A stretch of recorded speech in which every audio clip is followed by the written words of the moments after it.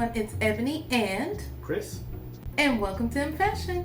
Happy Black History Month, y'all. We are in February, and since we're in February, something else is coming up very swiftly, and that's Valentine's Day. So, last week I gave you guys an eloquent Valentine's Day lookbook. I hope you guys like that. Today we're doing something a little different. We're doing like a Valentine's Day couple-y Q&A for me and Chris. Now, I know we could kind of do this like any other time of the year, but since we're in the season of love, why not do it now? We are going to be reading some questions that we found offline for the couples, you know what it is, and we're going to be just answering them as honestly as possible. But before we get into what we're really about to say or talk about, you already know what to do. Make sure to hit that subscribe button and hit the bell button to know when my videos drop. Alright, y'all, let's get into this Q&A. Okay, ladies and gentlemen, this article is from popxo.com. Question number 1. What do people say when they see you together? Okay, so I'm going to let Chris go first because he's the talker. So he can go first. I mean, what else can you say? I mean, we a good looking couple, right? True. You're hating if you don't think so. So anyway, Purr. but no, on a real note, usually when people, like before we were like actually married, people would often say, you guys look domesticated. Now we look domesticated. That's very true though. But as we like grew older in our dating years, we were together for 10 years before we got married. But no, we were not. We were not? No. False news. We were together 5 years. We've been together for anyway, cut that. Do that over again. Why are we trying to tarnish my character? I'm not trying to tarnish your character. You really want these people out here thinking that Christopher Martin is trash? No. Don't do this. You just misspoke. That's all. I misspoke. Yeah. So we were together for 5 years before we got married. We have been together, we're going to be 6 years in marriage in May. So, yeah, 11 years. I was going to say 10 minus 5. I was trying to help y'all do proper math. So, yeah, I would agree with Chris. They did say we were, like, domesticated, like, very early on. Actually, a lot of people thought we were engaged, like, way before we were actually engaged. And at first I was like, how? But then I thought about it, and we were literally wearing rings since, like, we were, 3 months into our dating? Like, it was in the stars, obviously. Question number 2. What would you guys most likely be doing on a date? Since I answered the first question, I'm going to let yours truly answer the second question. I guess. Now, truth be told, I'm more romantic than Chris, so if I'm planning the dates, it's going to be an extravaganza. Okay, well, not really extravaganza. So, like, date, if I had disposable income situation, first of all, we're going on a trip. Let's just say that. We're going on a trip.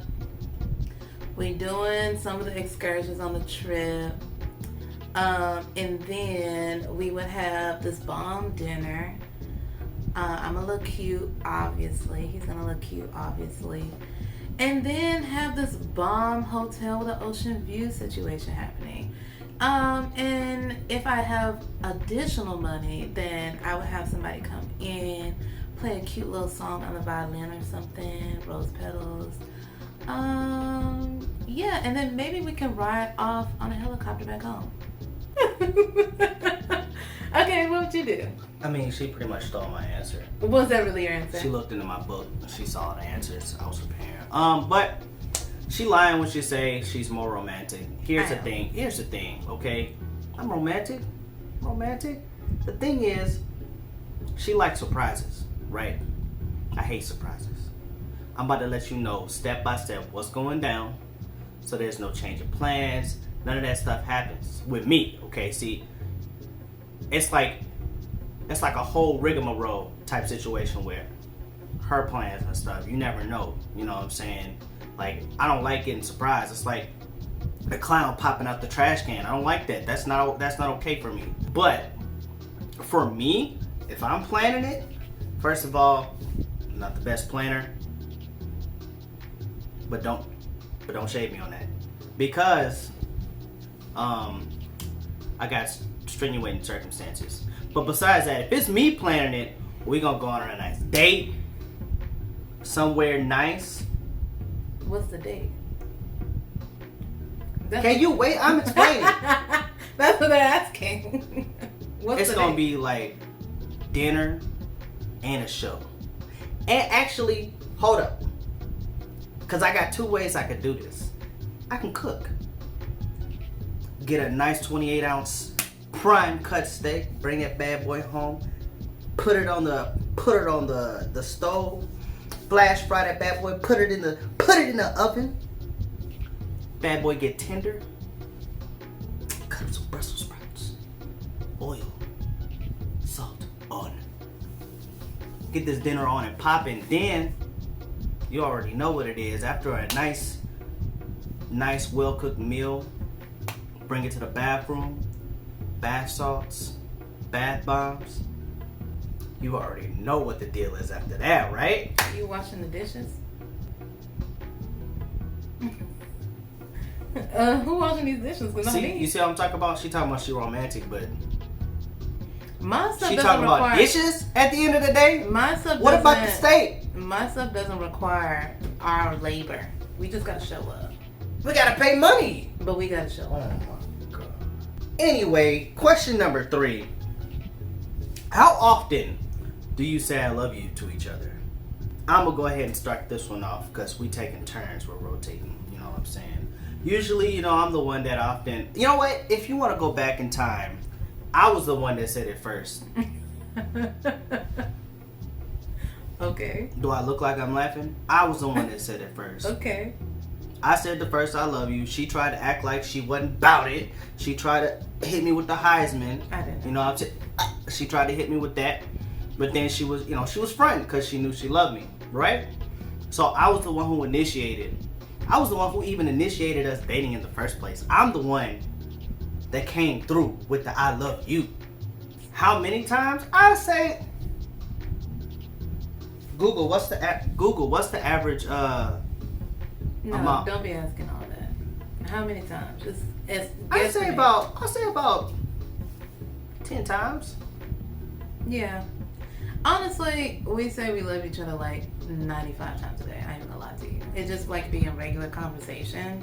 It's not a moment like that. Like, it's not I feel particularly special at this moment or whatever. It's literally just a good morning, I love you. It's very regular conversation for us. It's not something that I feel like we count. Yeah, we don't really We count just do it. Yeah. So yeah. Question number 4.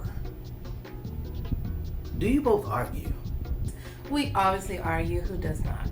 I will say though, we don't argue a lot. Yeah, we don't. Relationship goals. I don't know about that, Step but your game up. we don't argue a ton, mainly because we're kind of like doing our own thing most of the time. When we have to have like really important conversations, that usually starts with an argument, and then we come together and like conversate about it. But we've both, here, I'm about to be honest, we've both had our own therapy as well. And so it's not just like, oh, okay, we just know exactly what to do and needed no help. Like, we had our own personal therapy to help us communicate better. And hopefully in the future, we can have money and do couples therapy so we can keep it strong. We've had our disputes. Most of the time it's like, I can be a man. I'm real about it. Most of the time, it's not really her fault. She doesn't really make mistakes like that. Most of the time, it's like her reminding me of how trash I am. Oh my God. And I'm like, dang, cuz you right. That's crazy. Really? I be mad about it at first, but I'm like, dang, I can't even be mad, cuz she done reminded me 12 times about folding these clothes. Alright, let me go apologize. You gotta be a man. You gotta know when you're wrong, man. No simp. All realness. Okay. And I guess Chris brought up a good point. Like, it is really little things. Like, you brought up folding towels. I know a lot of people are like, child, that is absolutely nothing. But over time, that does build into something. And so, yeah, you have to be careful. I got the perfect quote. Denzel Washington said in his movie, The Little Thing.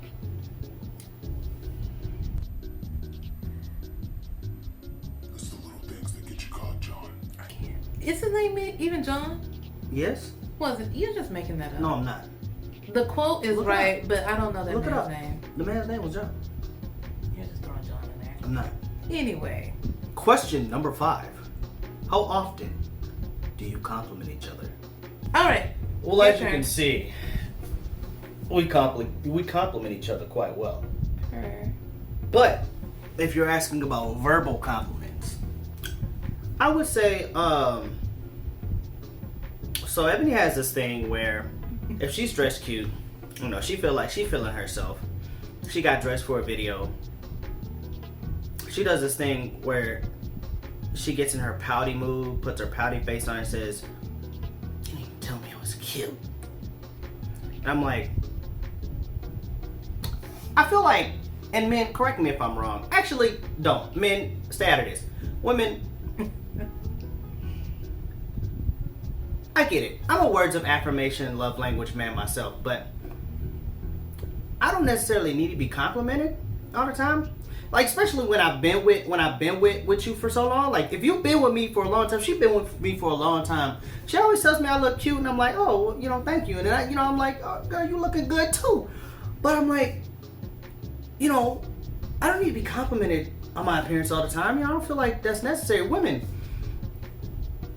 you feel the same, right? You feel me? Like, you've been with somebody for this long. Like, you've been ages. You still need to be complimented? You should just know. No. You should just know. 365 days times 12, girl. Please stop. That's a long time. All I'm saying is, every time you get cute, you should just know I'm thinking, girl, you looking good. You should just know what I'm thinking by that point. So this is an example of why I said, luckily in the future, if we have money, we can do couples therapy. Because a lot of people feel like because you're with someone for a long time, you're a mind reader.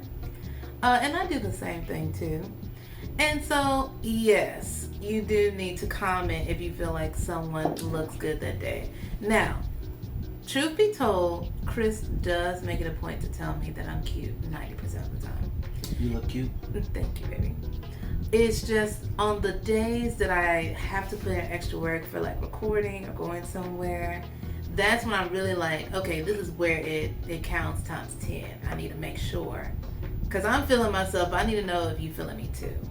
Always. But yeah, we compliment each other like a lot. And again, it's just regular conversation. It's not really like a, oh, you look great today, usually. Though those are nice too. Just like I love you is just, you know, you cute. We say that all the time. Like black and coffee. What? Okay, anyway, let's go to the next question. Question number 6. If you were stuck on an island, what would you do? Alright, it's me next.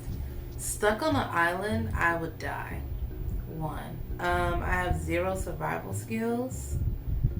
And so if we were stuck on an island, I honestly don't know what we would do.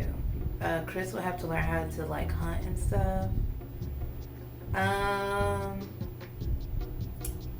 Yeah, we'll just die, I guess. First of all, if we're stuck on an island, you already got me messed up because I play too many survival crafting games to know what to do. Check it. So the first thing you want Why to you do. getting so close? So the first thing you want to do is you want to find a remote location with the necessary items. You got sticks, right? You got sticks. You got stones. Preferably sand. In the future, you can make glass, so you can get a little bit more, you know, educated and technical with all of your equipment. So the first thing you want to do is you want to find twine. You want to find rope. You want to find sticks. You want to find stones. That's how you're gonna make your first axe. That axe you're gonna use to cut little trees down, also kill nearby slow herbivores. Okay, you kill the slow herbivores like, look, baby pigs. Baby pigs are a great source of protein. Also make sure. They don't need a whole plate. Point is, we surviving. We surviving because I'm gonna make sure it happens. Question number 7. We asked 100 men, if one of you is away, how often do you call each other? Men? Okay. Look, I was born into a family that's not really big on phones anyway. So like we call and we text. Like we only use it to call and text. All this other stuff is unnecessary. So, but for the record, she asked when we met.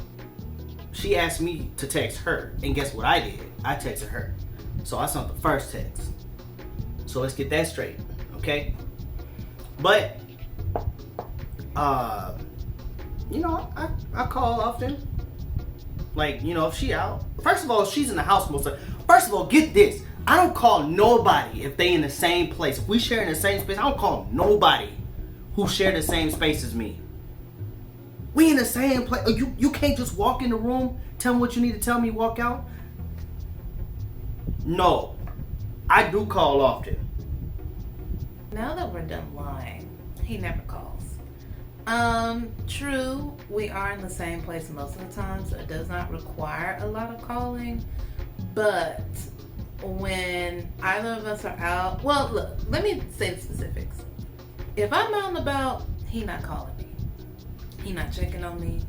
He not seeing if I'm dead. I'm usually calling him when I'm out. When he's out, he typically calls me. So like when he was going to work and he would be on the way home, he always called me on the way home. Or he always calls me when he's at the store. Ladies who have been with men for a while, if you send them to the store, they're gonna call you because they have to ask you 900 questions like when they go to the store. So he calls me when he goes to the store, and he calls me when he gets off of work. But if I'm on about, it's ghost town. So I said often. no, it's ghost town. If I'm out of town, he'll check on me, which is nice. But again, ghost town. But it's gotten better though. I'll say you got better. You got better a little bit. Question number 8. A movie you would like to watch together. All right, guys. I'm starting on this one. And truth be told, Chris hates movies. And I hate that for him and me. Because there are many movies that I'm like, ooh, this looks good. And I don't just pick any movie. I don't like the typical, you know, I can definitely guess what's going to happen at the end movie. I typically like things that are a little deeper, have a twist, whatever, right? Generally, the movies I pick, 9 times out of 10, are critically acclaimed, they good, whatever. But Chris doesn't like movies in general. And the only movies he will be gung-ho to watch have to be animated. If they're not animated, he's not interested. But the crazy thing is, when I do like drag us out to a movie or like get us to watch a movie online or whatever that's not animated, he'll like it. But it's the act of getting him to watch the movie, which is like super hard. I don't know. But if we had to watch a movie together that's not animated, one of my favorite movies to watch is Ray, because Jamie Foxx did his thing. How many times you gonna watch this movie? Regina King did her thing. Like the cast did their thing. That movie is legendary, and I will watch it over and over again. Okay, look. Let me actually be real, because the realness that's happening over there. No shade. It's real. I'm out of coffee. I don't like watching movies. Okay, I feel like movies are very primitive. I feel like we've evolved from that, but there are just people out there who still who thrive, who are holding on to this old school method of watching anything. First of all, an hour, 2.5 hours is just too long to be sitting on my butt watching something that I may or may not care about. First off, Ray, how many times have you watched this movie? I'm not saying it's a bad movie. I like the movie. I don't like autobiographies. I don't like movies attributed to somebody's real life. I'm sorry. I get enough of real life every day. I'm sick of real life. Okay? I enjoy fantasy-like movies because it gives me a sense of escape. Lion King. Okay, I guess. Lion King is something that if you don't love it, you are a hater. Because it's the original. Okay. This is the original, the OG movie. Okay. Okay? Lion King. Question number 9. Okay. How similar are your likes and dislikes? I'm starting this one, right? Yeah. I don't think they're very similar. Really? Well, I think over time we have grown to like different things together. But as a whole, I think, for instance, your favorite food is sushi. My favorite food probably right now. Like I have a favorite food every 6 months type of situation. She likes sushi. Actually, she loves sushi. So I said, "Hey girl, we finna go to this new sushi spot." She's gonna be like, "Oh, let me get out my new dress." Like Really? that's her. That's her. You feel me? I like Thai today. Sometimes I like pho tomorrow. But mostly, it's either Thai or pho. So we both like Asian food. Can we go past food though?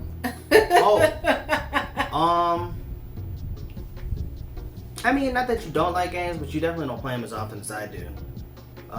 You're definitely on social media way often than I. So, Yeah. But those aren't really like likes and dislikes. What's up? You know what? You like window shopping online. I think that's a waste of time. I love shopping, but not in person. Besides like foods and like really small stuff like that, we don't have any fundamental different dislikes and likes. We're both musicians. We both grew up in very similar backgrounds. We are both culturally similar as well. Like a lot of us is similar already. We've worked a lot of the same jobs, went to school together. Like there's not a lot that we have differing opinions on that are like really important aside from like food or types of shows or whatever. We even watch a lot of the same shows, so yeah. I just want to preface the last question by saying I don't think I fully understood the question, so I was kind of trapped. Okay. I don't like that question. So we're moving on to number 10. Okay. What does Valentine's Day mean to you? What does Valentine's Day mean to me? I mean, honestly, it's just a day to get together with folks, like any other holiday. I know that it's really centered on partnership. That's why we're making this video. But I have been celebrating Valentine's Day with my family for years. And then now we have the very popular Galentine's Day. So, like, Valentine's Day to me really just means a day to be with people that you love and show them that you love them. That's really the premise for me. What about you? I'm gonna be real with y'all. Valentine's Day just another day. That's what we do. I'm prepared. Literally 3 weeks before Valentine's Day happens, she's like, "We're gonna do this. We're gonna do this. I bought a new dress." I'm like, for I one actually day? do have a dress. Oh my god. I actually do. So, For one day? One. do you have our date planned, Mr. I plan Valentine's Day dates? First of all, that question was not about Valentine's Day dates. It was about dates, period. This video is about couples and Valentine's Day. So, you Bet, got our date bet. planned? I already got it. It's in the book. It was written in that book. Question number 11. Would you like to live your love story all over again? You like that bass? Yeah. Real baritone power right there. There are certain aspects of our love life I definitely want to relive. Mainly because I feel like I didn't get a lot of time to think about it or spend on it. The things I don't want to relive are the poverty. No, you need to focus on the things that you want to relive. Oh, okay. Okay, so the things I want to relive, I want to recount all the dates, all the fun that we had, you know, being together.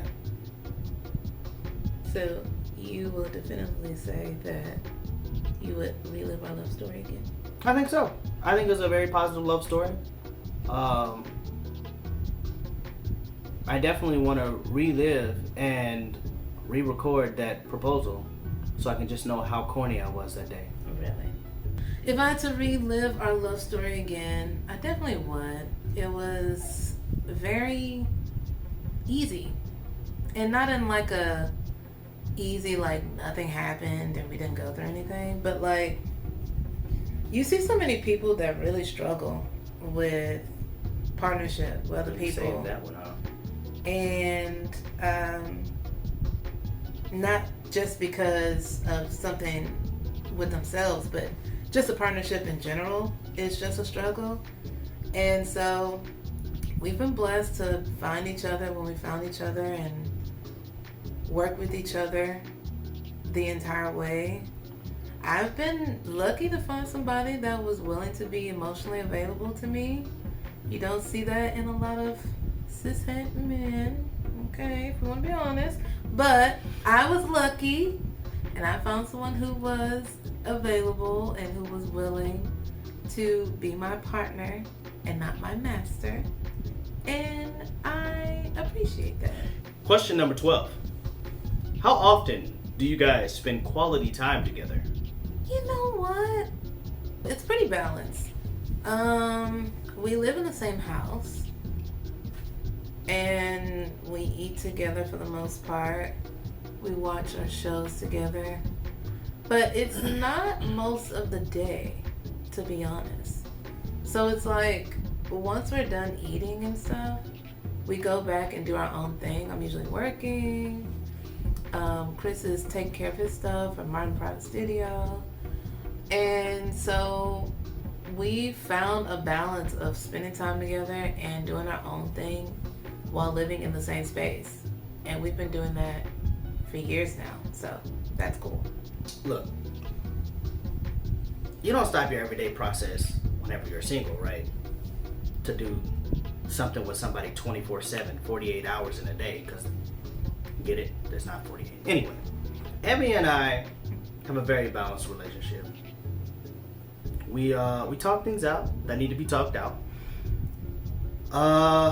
We express to each other whenever, whatever emotions need to be expressed at the time. Very spontaneously, we will have dates. Like if we're already out, she's like, "Ooh, date time." I'm like, I'm quick to call something a date. Everything. If I'm dressed and we're out and about, it's a date. Everything. It's always. But if we're out, one day I'm gonna do this. I haven't done it yet, but it's happening. We're gonna be in our loungewear, and we just gonna be out for something. I'm like, "Ooh, daytime." I'm gonna see what she does. Really? If she's like, "Ooh, daytime," I'll be like, "Oh, so it doesn't matter how we look for daytime," because I just need to know. Because if it's only when we're cute that she wants to have daytime, and really I just want to know if it's only when she's cute if she wants to have daytime. I did. Question number 13. What do you guys mostly do on trips? Alright, to be fairly honest with you, I'm the type of guy, if I'm going on vacation, I like the vacation. Which means I like to stay in my butt in the room. The hotel room. So I need to have a hotel room with a luxurious bath. The bath is important. The bath has to be at least... The bath is important. The bathtub is the most important thing. My bathtub is not 30 feet deep, 30 feet wide. 30 feet? I'm having a problem. I need a swimming pool in my bathroom, fam. Okay. But I do like to I like to luxuriate in the room. Watch some shows, play my video game. I like to do nothing because that's what a trip is for. Nothing. Do nothing. Have some DoorDash come over and do your stuff. I don't need to do all that extra. I just need to be in the room chilling. All right. So for me, honestly, it's a lot of luxuriating. I do agree with that. I try to have a balance though of actually like making memories, you know, taking pictures in certain places, and maybe doing an excursion or two for the money. Like, our Puerto Rico trip last year was bomb. Like, I wish we were able to stay there longer, but we had this bomb room with a bomb tub, with a bomb shower, and we had a balcony. And we did one of the excursions I wanted to do was like this floating raft, and it came with like a cute little lunch situation. It was so cute. I thought I was gonna die. I loved it. I literally thought those manatees were gonna eat us alive. No one ate us alive. I put my feet in the water while I was on a raft. She almost got murdered by. Oh my god, the water's not green. Anyway, people were like swimming. It was really nice. Oh. But like excursions like that are nice because I don't feel like I'm exerting a lot of energy. I'm not being super social with other people. And so like I like that.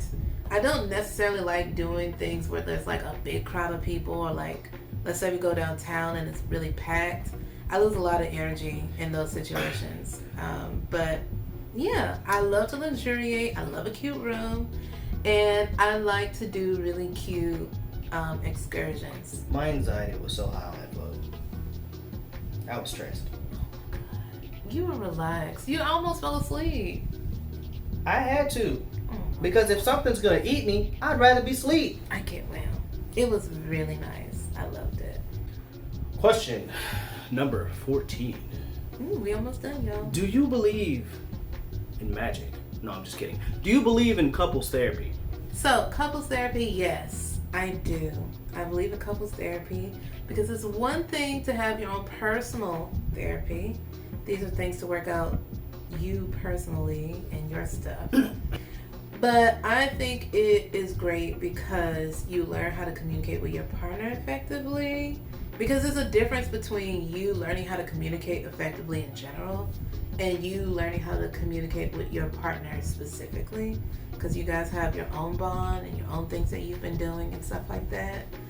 And just like I tell people with therapy, with personal therapy, you have to get, checkups with your doctor every so often. You got to go to the dentist every 6 months. It's the same thing with therapy. It's something that is working on the brain. And couples therapy can do that with the both of us. So it's all about mental health and keeping that in check. After having therapy, not even like as much therapy as I want. Like I didn't get to work on all the things that I wanted to work on. I would say that I still think to this day, communication, commitment, compromise are the three most powerful things in a relationship. But there are things that those three aspects in a relationship cannot fix. If your partner has certain traumas or certain time management issues, like a therapist can help with that. Yeah. Give you exercises and things you can do to help better your memory, man. So do you believe in couples therapy or not? Yeah, I do. For the very last question, number 15. Let's get ready to rumble! Is your partner your BFF? Let me tell you guys a little story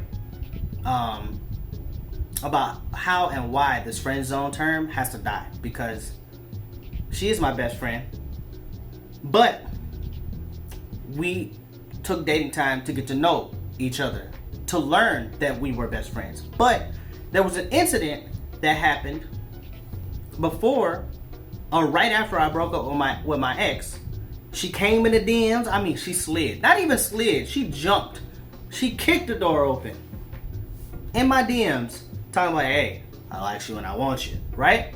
And I was like, dang, girl, I just broke up. I'm trying to, but you know what? You can come through. You can hang with me and my gang. I want to talk to you. I love to be friends. It always starts as friends before it kicks to the next level. It just depends on whenever you establish that friendship, if you want to keep the friendship or you want to take a chance. Yeah. And if you don't want to take that chance, I mean, why wouldn't you? The worst that can happen is you break up and you go about your way. Wait, if you want a story time of how we got together, let us know in the comment section so you can get the real tea. Because he's giving a very Cliff Notes type explanation. That's all you need. But answer the question. To answer the question, yes. She could have been my best friend much faster, but she chose against that. We could have been best friends and dating literally 2 years, or maybe, I don't know, maybe a year and a half before we even started dating. Not even a year and a half. Whatever. She could have been my best friend earlier, but she chose against that. Okay, so do I believe you need to be BFFs with your partner? It would be nice if that works for you. I know some people it doesn't work for them. They don't like to have their partner encompass everything, best friend, lover, and all of that.